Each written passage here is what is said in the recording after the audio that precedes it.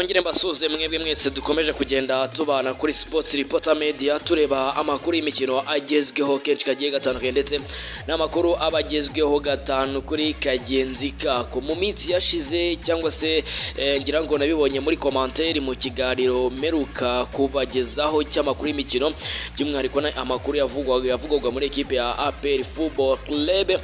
Mwe benshi mwabaje ngo bakorere urutonde rw'abanyamahanga byavuzwe ko equipe ya APR Football Club yaba iri gushaka. Ibyo byose akaba ari ibyandikwa cyangwa se ari bigenda bivugwa mu bitangazamakuru n'ahenshi ku mbuga nkoranyambaga bivugwa ko equipe ya APR Football Club yamaze kumvikana n'abakinnyi runaka, APR FC iri mu biganiro n'abakinnyi runaka.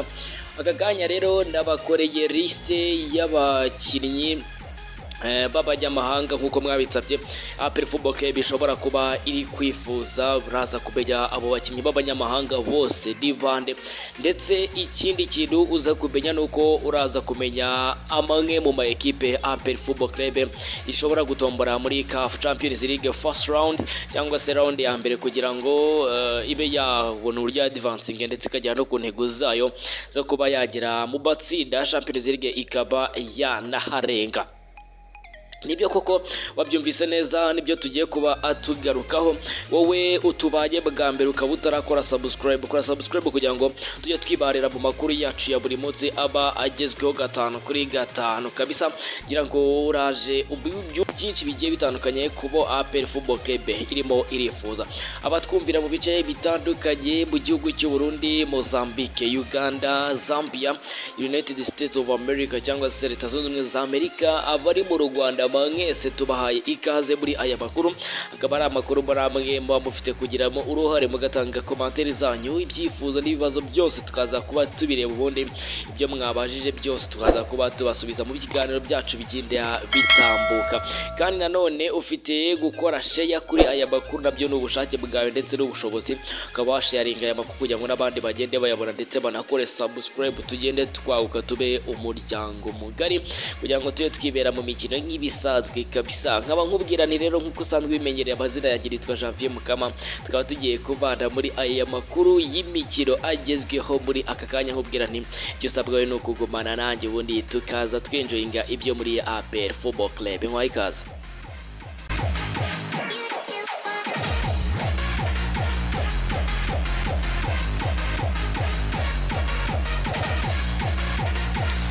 Yes, nibyo twagarutse rero mu makuru yacu ku buryo uburambuye. Ngira ngo nago tuza no kuba dutinda cyangwa se nago tuza kuba tujya kure. Ngira ngo benshi mwarabyumvishe ko equipe ya APR Football Club yamaze kuba tangaza ko iri kumvikana n'abakinnyi iri mu biganiro n'abakinnyi b'abanyamahanga bagiye batandukanye. Muri abo bakinnyi equipe ya APR Football Club y'abanyamahanga birumvikana equipe ya APR Football Club yakomeje kugenda bivugwa ko iganiriza. Harimo uwa mbere bamwita Milton Karisa, uyu nguyu akinira equipe ya Vipers birumvikane mu gihugu cya Uganda, ndetse n'uyu nguyu ari umwe mu bakinnyi batatu bashobora gutorwamo umukinnyi mwiza muri equipe ya Vipers yewe no muri shampiyona ya Uganda muri rusange. Rero Karisa Milton ukina Vipers nawe ni umwe mu bivuga ko baganirijwe n'abana equipe ya APR Football Club. Undi mukinnyi bamwita Denis Chembezi, uyu nguyu nawe ni umukinnyi ukina ikipe ya Black Leopards, nawe akaba bikavugwa ko ari umudefenseur ukomeje kugenda ajyana ibiganiro na ikipe ya APR Football Club, ndetse akaba ari umwe mu badefenseur beza cyane mu gihugu cya Malawi kugira ngo nawe aze kuba yahagarara mu mutima w'ubwugarizo ikipe ya APR Football Club. Ngo ni umuhanyamahanga wa kabiri. Wa gatatu ni Benson Omara Ochieng, uyu nguyu ni rutahizamu w'umunyakenya usanzwe akina ikipe ya Gor Mahia. Ejo bundi baheruka gutwara igikombe cya shampiyona. Rero amakuru atugeraho avuga ko APR Football Club yabarajyanye ibiganiro n'uyu musore Benson Omara Ochieng, ndetse bikaba bivugwa ko APR Football Club ishobora kumutangaho arenga miliyoni 70 z'amafaranga y'u Rwanda kugira ngo aze abe yakatakira ikipe ya APR Football Club.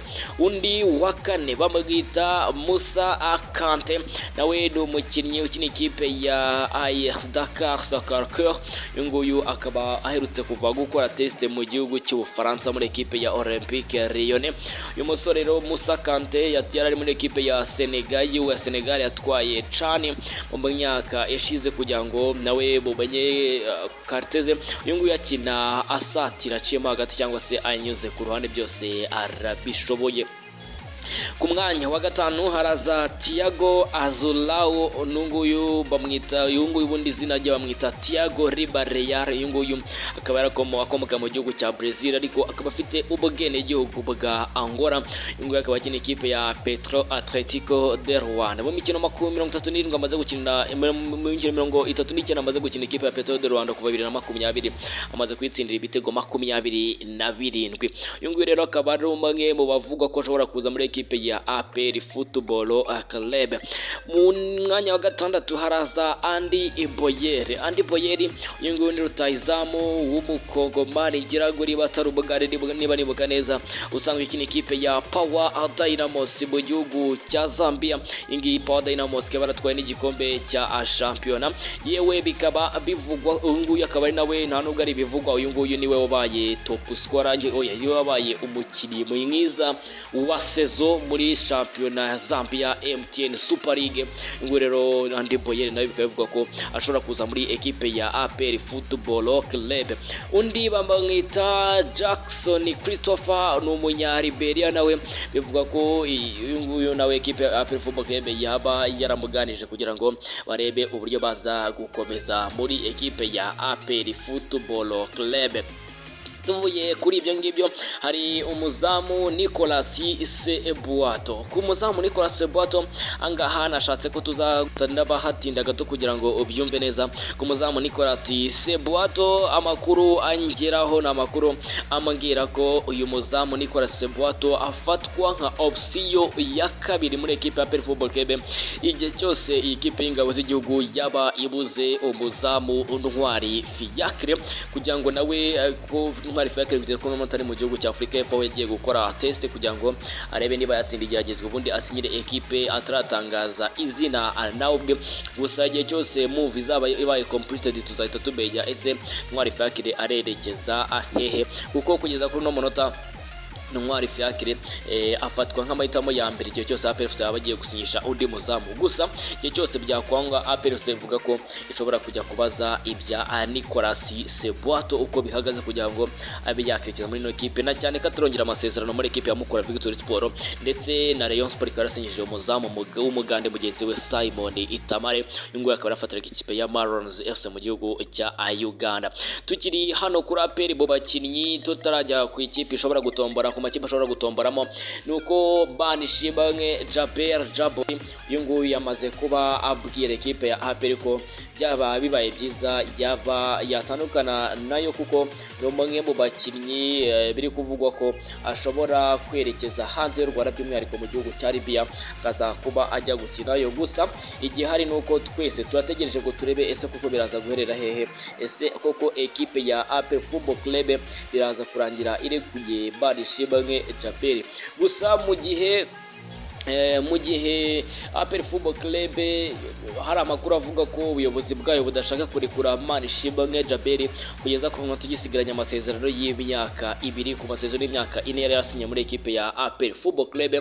Biravuga ko rero ekipe ya APR Football Club n'ubuyobozi bwayo burangajwe imbere na Chairman Lieutenant Colonel Richard Klasira.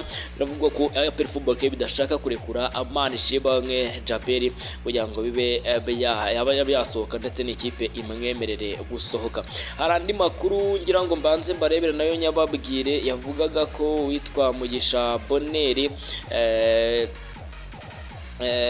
Mugisha Boneri ushobora kurekeza mu gihugu cya Tunisia. Nawe kanze ndebe ki inkuru nza kuyigeraho, gusa ni nayigeraho ndaza kuba babwira mu makuru yacu ataha kugira ngo umenye byinshi bigezweho.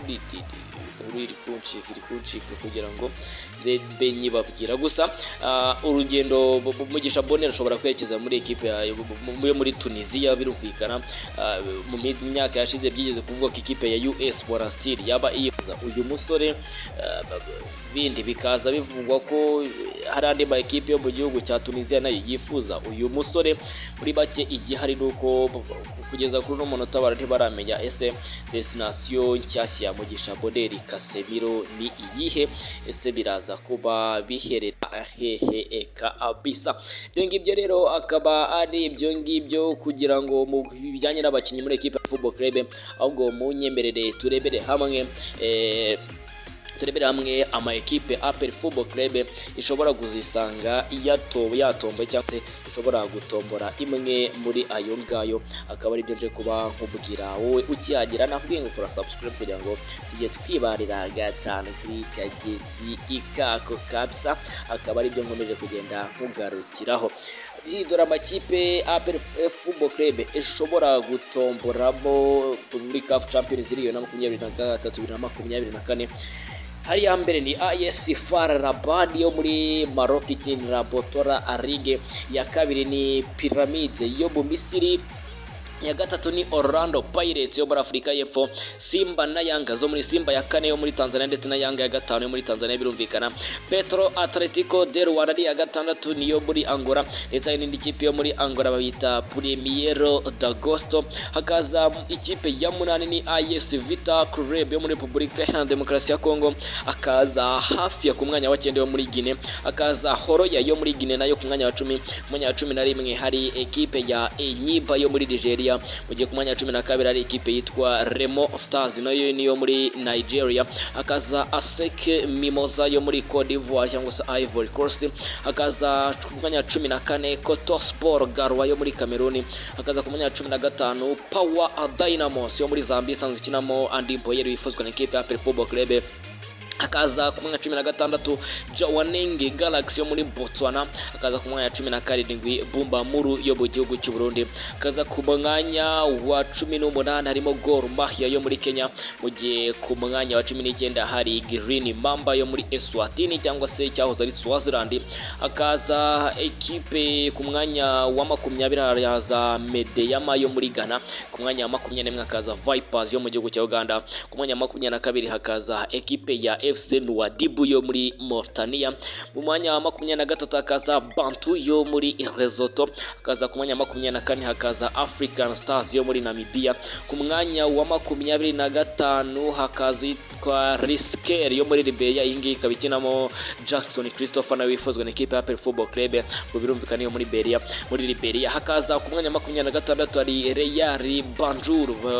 Real Banjul yo muri Gambia, hakaza Aseko Dekara yo muri Togo ku mwanya wa 27, mu gihe ku mwanya wa 8 ekipe yitwa Black Bulls yo muri Mozambique, akaza ku mwanya wa 29 ekipe ya Nyasa Big Bullets yo mu gihugu cya Malawi, mu gihe ku mwanya wa 30 hari Hull City yo muri Somalia.